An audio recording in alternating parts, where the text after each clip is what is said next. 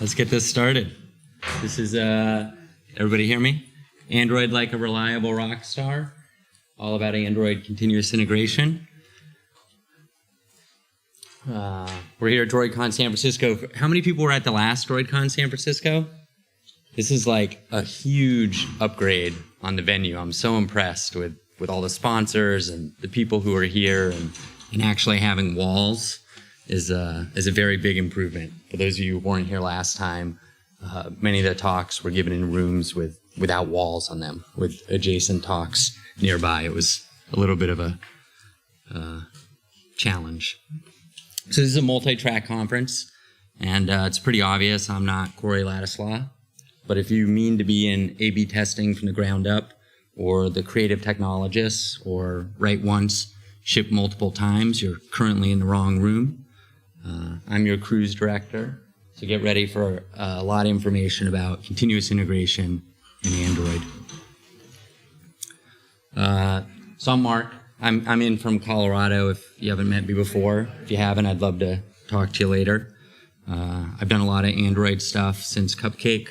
Most recently, I worked for a digital health startup, grew the app downloads by 5 million downloads, and in part because of the sweatshirt I'm wearing, I kind of took the summer off and haven't been working for a while. But so I spent the weekend down at Stanford. I went to a 2-day academic Bitcoin conference called Scaling Bitcoin. There were some really great talks, some keynote level stuff by this gentleman, Bobby Lee, who's big in China, and Joey Ito from the MIT Media Lab.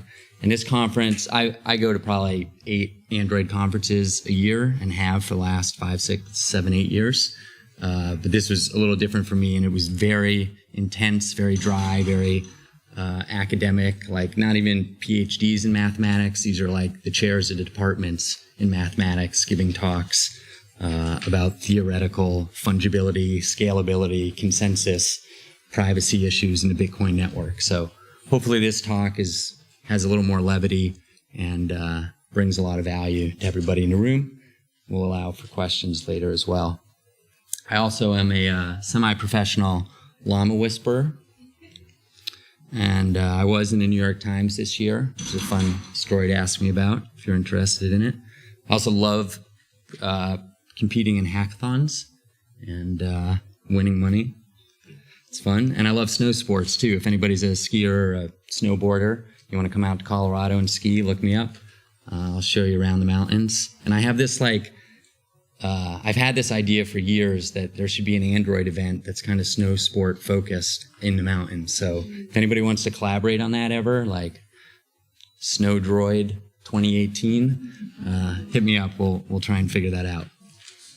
I also give lots of talks, and I'd love to come talk at one of your events and help evangelize Android and other things. It's me giving a keynote in Paris, and then on the right, I am willing to go through the humiliation of getting makeup if the audience is like 2,000 or larger. I run Google Developer Group Denver, so let's flip that on its head. I'd love to have you come speak in Denver, like seriously, every single one of you. You're all smart and know your own certain things, and the community in Denver, 500-600 Google fans, are ready to hear your talks. We do a lot of neat things. One of my favorite events just happened a couple weekends ago. It's our annual Dev Fest, and we get about 100 kids and pair them with older technologists. And this is our virtual reality kind of playroom. We had a bunch of HTC Vives, and we gave out free Bitcoin to the kids while teaching cryptography and did programming skills and robotics stuff. And so if you want an excuse to come to Colorado and you want to chip in on that venture, you're more than welcome as well. And for those of you who are going back home, how many people are not from San Francisco? Awesome, about half the room. Check out your local Google developer group. Okay, sorry for the long intro. Back to continuous integration. So if you saw my tweet, we're going to kind of meander here and touch on a couple different things. So let's start with some Dickens, because why not? It was the best of times. It was the worst of times. It was the age of wisdom. It was the age of foolishness. It was the epic of belief. It was the epic of incredulity. It was the season of light. It was the season of darkness. It was a spring of hope. And thus begins possibly one of the greatest novels ever, filled with drama. And I posit to you today that continuous integration is at least or more drama-filled than any good Dickensian story. You may have struggles in your own office with false negatives. The only guy or girl who knows how the system works goes on vacation, and nobody can get a build out, and other problems. You hire a new guy who wants to use a totally different system, and drama like that. So in this talk, I'm going to try and motivate you to use continuous integration, which I feel like I'm preaching to the choir. If you're here right now, or you're watching this on YouTube later, you're already interested in continuous integration, but I'm going to treat that like a softball. I'm going to try and win on that.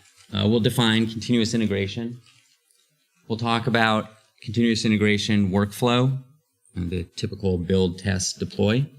And we'll go through a bunch of related tools. And really that's a lot of what this talk is. It's a survey of available tools. So hopefully you know some of them you don't know, and you can go research them when you get back to your desk.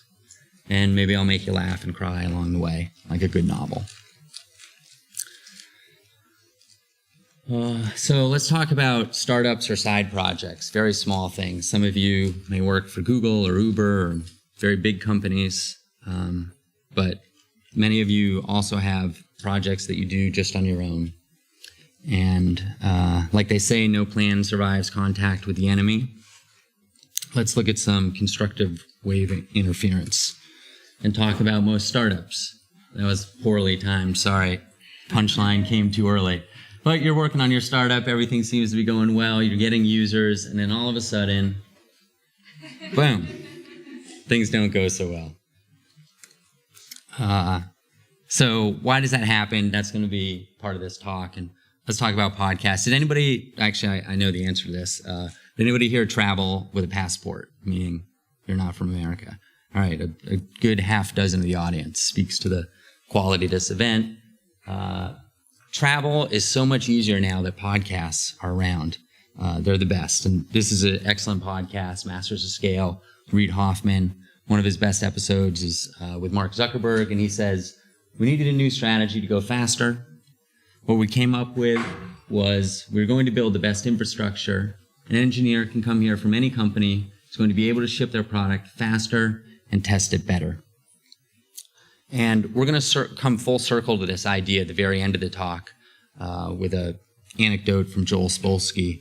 But I would suggest to you that not only does continuous integration lead to better software, but it also is a significant competitive advantage in terms of recruitment. As engineers in this room, we're all highly desired by lots of companies. And one of the things that any good engineer looks at when they go to work somewhere new is how easy is it going to be to work here? And a big piece of that is how good the continuous integration infrastructure is. And I promised some meandering, so a quick aside about podcasts. And I'd love to talk about this later. First, Fragmented, probably the best podcast out there for Android.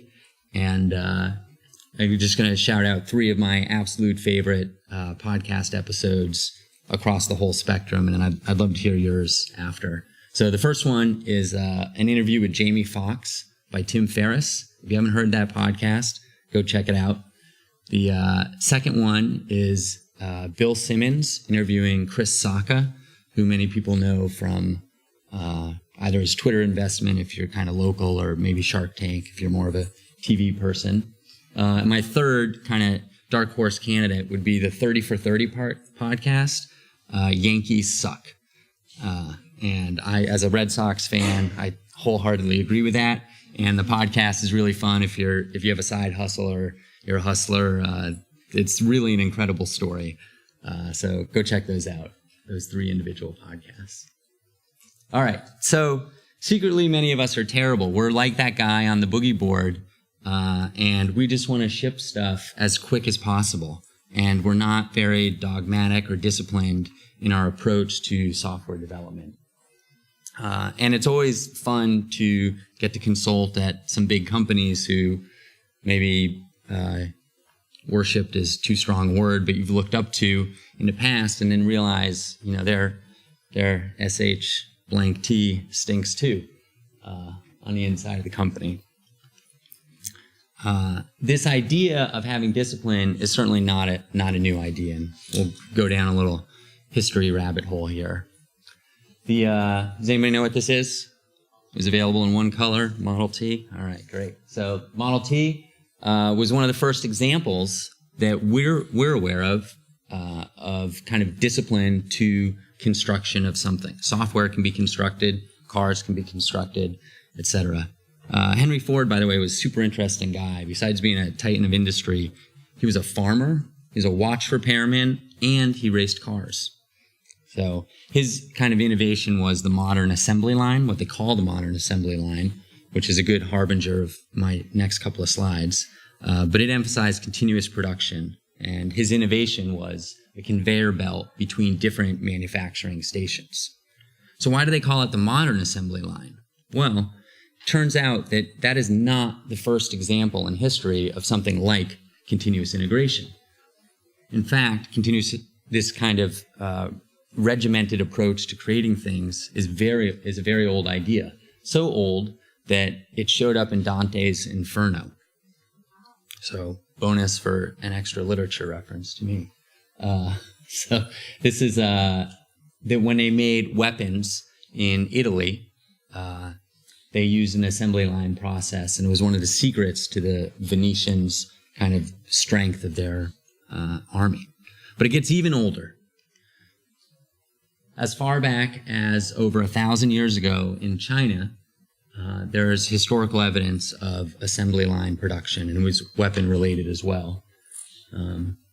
I wasn't able to find any photos, which you might attribute to me being lazy, or maybe just that there aren't photos from back then, but lazy is a good segue to my next point, which is that programmers are lazy. And we all know this because we are programmers and we are lazy. So here we have Larry Wall. Programmers can be lazy. Another famous face. I choose a lazy person to do a hard job because a lazy person will find an easy way to do it.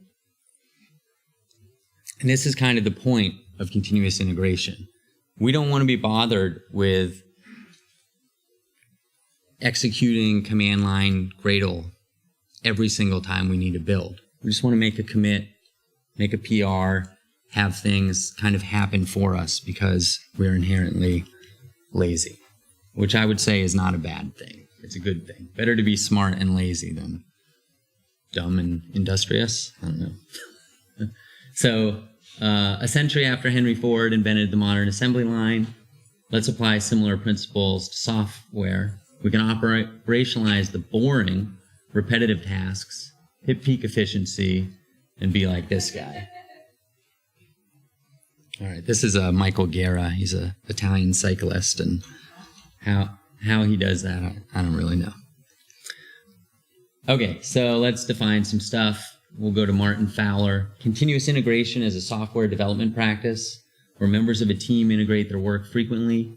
Usually each person integrates at least daily, leading to multiple integrations per day. Yada, yada, yada. We all mostly know what continuous integration is. And CD is so nice it got a definition twice. A lot of people say continuous deployment. Some people say continuous delivery. This is moving the constructed software off to beta environments, test environments, or to actual production. In the case of Android, moving it to the Google Play Store. All right. So, to motivate you to use continuous integration, let me throw out some extra kind of bonus things you can do once you have this operationalized system in place. So you can execute static code analysis. And because we're lazy, you can do it automatically. And because we have short memories, you can compare things run over run, even 6 months apart, a year and a half apart. You can run your unit tests, integration tests. We'll go into that in a little more detail later. You can save artifacts and reports, and this is important, again, in terms of comparison. So if you end up getting a bunch of negative Play Store reviews, something's going wrong in the field, you can go back to a point when you weren't getting those incident reports and compare the reports, like let's say the lint report, and see if there's anything that stands out that might have been the genesis of that problem. Good CI/CD systems have great notifications. They go where the lazy programmers want to consume them. Some people like email. Some people are Slack people. Some people are HipChat people. Some people like to look at IoT light bulbs. Some people like the negative reinforcement of having a dart shot at them if they break a build. Hooks into source code repositories are important, obviously, to automate the kickoff of a build. And crash reporting and user feedback are other elements that you can incorporate into your CI and CD processes. Okay, so let's look at a couple of those tools. Lint is probably the most famous one and could and has taken up an entire talk. PMD is a source code analyzer, check style, static code analyzer for the style of your code. And then find bugs, which helps find bugs in Java programs, can also be integrated into CI and CD. I'll talk about where you can get these slides later, but there's a bunch of links for those last things. Those of you off camera, pausing for all the people taking pictures of the slide. All right. Great. Oh, that's a shame. The picture is missing. That was going to be a fun Bitcoin story. Well, I can tell it, the verbal version. You can run tests in CI, functional tests, unit tests, integration tests. You can even power robots. And the kind of humbling story I was going to tell with that picture is I once lost the PIN to a Bitcoin wallet. This was a long time ago, maybe 4 years ago. And in today's dollars, it turned out to be a lot of money. And at the time, it was enough money that I was willing to go to a lot of effort to figure out that PIN. And the problem was that it was a 6-digit PIN, and I hadn't remembered setting it. If it was a 4-digit PIN, like anybody, I use the same 4-digit PINs over and over. I probably shouldn't share that, but probably everybody does that. 6 digits, I didn't really know what I had used, and I couldn't remember it. So I built a Delta robot, or I mail ordered a Delta robot, which is a 3-armed robot. I guess I'll tweet out the picture later, so follow my Twitter. And anyways, I put a stylus on it, and it can tap a phone. And there's a good article in MIT Technology Review that inspired this, where big companies were using robots to do functional testing of apps. And I used it to poke at the numbers on the keypad and try. There's only 1 million combinations when they're for a 6-digit PIN. So to try and go through the whole 6-digit PIN. If you want the rest of the story, I'll come find me later or ask me. The end of the story is after months, the robot, and 2 cycles through all 1 million pins, the robot did successfully find the combination, and through accessibility hooks and a service I was running on the HTC device that the wallet was on, it triggered an email that came to me at the office, and everybody at the office was rooting for me over these months, and we all had a big celebration. I think I bought everybody lunch, and so it worked.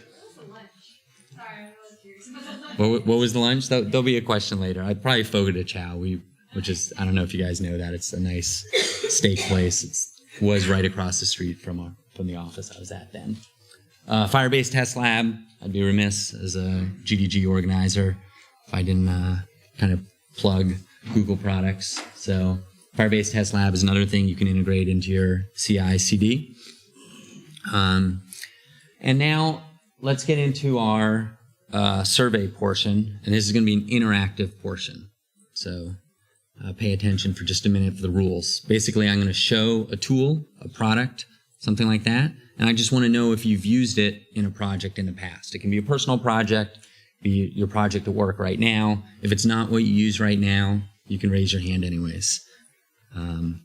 So we'll start with the most famous one.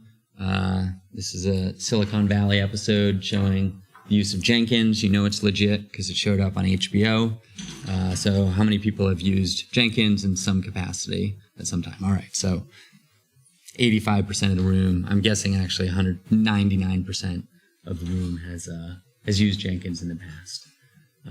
Jenkins is awesome. It's very customizable, but it's also expensive not in a dollars and cents. It's free in dollars and cents, but it's expensive in a time capacity. Unless you've done it 10 times before, it can take a while to spin up.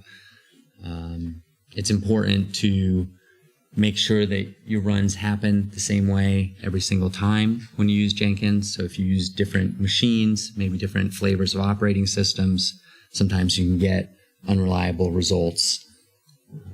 So check out Jenkins at jenkins.io. Okay, Travis, which actually I haven't used. So, okay, great. That's a lot more than 360 and Dev had. I'd say that's 20+% of the room. You can find them at travisci.org. About GitLab. Any users of GitLab? All right. We're dwindling. We're down to, that was like 5% of the room. If I do some quick math. How about Team City, which I just added? Even less. All right. We're continuing the trend. Maybe that was 3 or 4% of the room. There's a great video here that I'm going to take some screen grabs from. Oops, I guess not. Circle CI. Anybody? Okay. Some enthusiastic hands for Circle CI. That's nice. But that was a low proportion. So here's some Circle CI screen grabs. This is a YAML file for Circle CI, which you can use to configure. Circle CI, like a lot of these tools, has a web interface that you can use to see your builds running after you set up webhooks with your source code repositories. And the obligatory notification. So in this case, it's an email letting you know that there was a failure. Hat tip to this Twitter user who the last time I gave a version of this talk introduced me to Bamboo. Any users of Bamboo? Okay, that's the lowest yet. I'd call that 1% of the room right there. It's a product by Atlassian, makes HipChat pretty famous. There's a link to them. And then BuddyBuild. Any users of BuddyBuild? Some enthusiastic hands again, but a small sample there, a couple percent. I'm going to dig into BuddyBuild a little bit because I think it's representative of all the tools. And I think it's lesser known, but has some very enthusiastic supporters, like friend and ex-coworker of mine, Matt Harris from Dispatch Health, who said describe BuddyBuild as a complete end-to-end solution that just works, 0% configuration, 100% happiness. Now, before I get to the next slide, let me tell you that Matt is one of the most talented mobile developers I've ever worked with. So this holds a lot of weight with me personally. But for you, you might want to evaluate it by this picture from Sunday. This is Matt, who lives in Colorado, but he's from Atlanta, and he's at a Carolina Panthers game on the road, and apparently wearing a Spud Webb jersey. And where anybody gets a Spud Webb jersey, I'm not even sure. But Matt is a very good mobile developer, and he talks very highly of BuddyBuild. So let's go through kind of some of the stuff that BuddyBuild does that most CI/CD systems do. So you get your continuous integration, your continuous deployment, your feedback loop, and your analytics and crash reporting. Kind of BuddyBuild's claim to fame is that it's one of the CI/CD systems that's built exclusively for mobile developers, whereas a lot of the other tools we talked about cross all kinds of domains. Like Circle CI that we saw earlier, there's a web interface. One of the unique attributes of BuddyBuild, you can see on the lower right, the test run video. So they capture videos of your runs if you configure it. And here you can see unit tests, or these are, those are espresso tests where one has failed, some have passed, and you're getting details about the failures. So BuddyBuild provides logs for every UI test run, a video replay, as I mentioned, of every test run, and a detailed call stack for any test failure during test runs, which is great, because there's nothing more frustrating than getting a user error report and not having a stack trace to kind of dig through and figure out where the error was, or at least a place to get started. Also does JUnit tests, or unit tests, in this case JUnit. And that's BuddyBuild, which I think they were a sponsor here. Did anybody talk to them at the event? Okay, a couple people, good. Hopefully got a t-shirt, whatever. And it is built specifically for mobile developers. As I mentioned, they have a lot of fancy clients. So let's talk about 2 advanced tools as well. I can guess the answer to this one. Anybody use Bazel? Yes, that was the answer I was expecting, actually. So one person raised their hand. And Buck. Anybody use Buck? Wow, I was not expecting that. We're all the way back to almost a third of the room said yes. That surprises me in part because of this. Their website currently has 2013 as the latest copyright.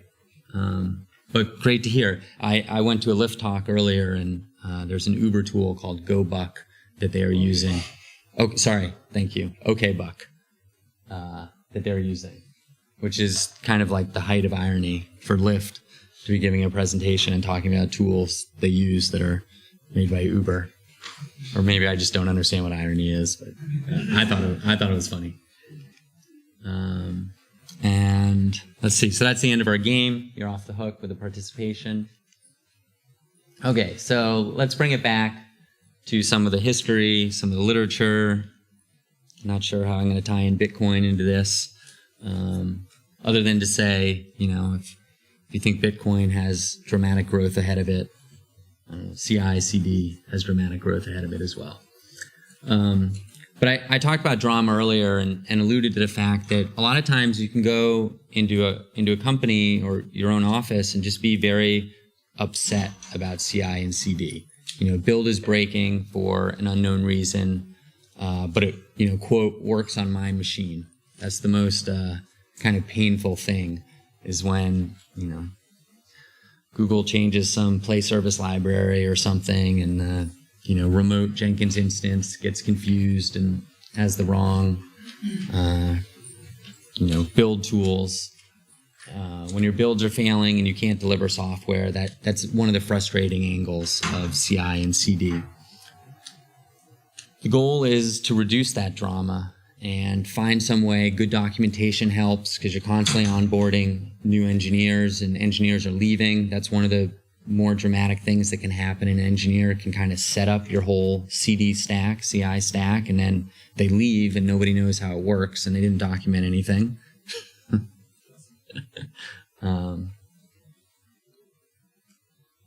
Yeah, so that's drama. So this is a 17-year-old blog post that I want to use to kind of emphasize some of the points that I've made during today's talk. And I'm a little disappointed that Joel recently updated his website because as recently as a couple years ago, it looked like the HTML I wrote in 1996.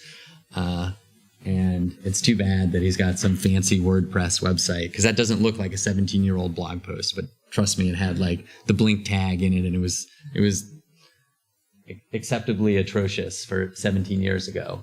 And this comes back to my idea that CI and CD can be a recruitment tool. You can encourage engineers to come work with you if you have a repeatable, good process for building software that isn't frustrating and maybe is even fun if you're using IoT light bulbs and Dart machines, etc. So in this, let's see how this stands up to the test of time. So Joel had this kind of like 12 questions you should ask when you go to interview at a job, or kind of to examine if a company has a good, high-quality software team. So you might also consider that if you're a client looking for software from a company. So do you use source control? Some of these questions are funny, and now 17 years later, a lot of them, almost all of them, are perfectly reasonable questions to be asking today. So obviously, you're not going to take a job at a company that doesn't use source control. That would be madness and lunacy. Can you make a build in one step, which is kind of the emphasis of this whole talk? Can you just commit your code and a build magically happens, probably in the cloud, maybe in a computer in the corner, maybe on your machine, but can it all happen in one step? Do you make daily builds? I feel like this question hasn't stood up really to the test of time. Like maybe you're going to push daily builds to some QA team that aggregates work from multiple teams, but generally you'd want a company to be making builds once an hour, 3, 6, 10 times a day, maybe even more. Do you have a bug database? A little bit off topic. Do you fix bugs before writing new code? Probably, I'm not sure how that would impact your analysis of wanting to work somewhere. Do you have an up-to-date schedule? So people are concerned with project management as much today as they were 17 years ago. Do you have a spec? Are you just being told verbally what to build and then berated later because it didn't meet the definition of whoever told you it verbally? A spec can help people. It can help processes as well. You can write tests around specs. This one is a personal bugaboo of mine. The programmers have quiet working conditions. What happened to this? Like 17 years ago, this was a really important thing. Like give programmers offices, put walls around them. Walls are great. This talk is nice and quiet because we have walls, unlike the last droidcon SF. But today, these open floor plans, I don't get it. Maybe I'm too old or don't have good enough headphones or whatever. I find it distracting. Do you use the best tools money can buy? This is it's an all-out war out there to recruit developers, and generally this is the case. Fancy Aeron chairs and the best foosball tables and etc. Do you have testers? That's a great question to ask. It shows discipline at the organization. Do new candidates write code during your interview? So this was harder 17 years ago when it took a while to compile software, etc. But generally today, we're pretty sophisticated at interviewing. That's kind of a silly question. You would never hire a programmer without asking them to write some code. And you do hallway usability testing, which is kind of up to the interpretation of the reader what exactly that means, but hopefully most people do stuff like that. In today's kind of software development methodology, that's probably happening at the more like project management level and the product organizations than it is in the engineering. But so I think this is interesting to kind of showcase that a lot of this kind of lends itself to an organization that does use CI and CD effectively. And it was true 17 years ago that means higher quality software and a better place to work. And it's just as true today. So dependability is an asset. And so just in summary, Dante's Inferno, Henry Ford, HBO's Silicon Valley, maybe some Bitcoin randomly tells us that CI is good. You should invest in your CI, and you'll be paid handsomely if you do.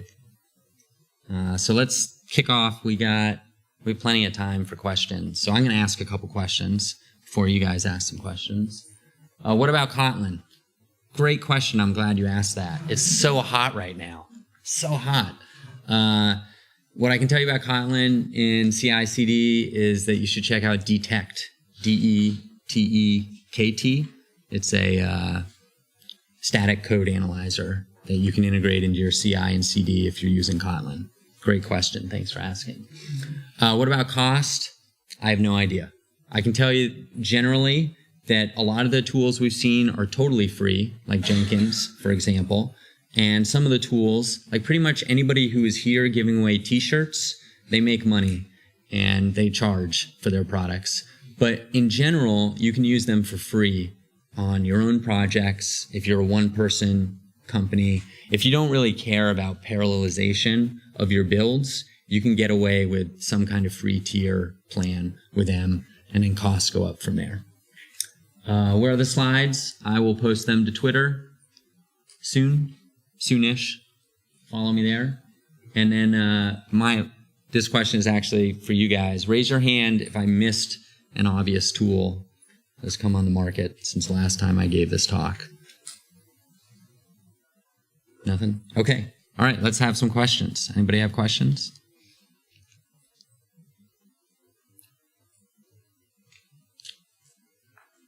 All right, hearing no questions, that concludes the talk. Thank you, guys.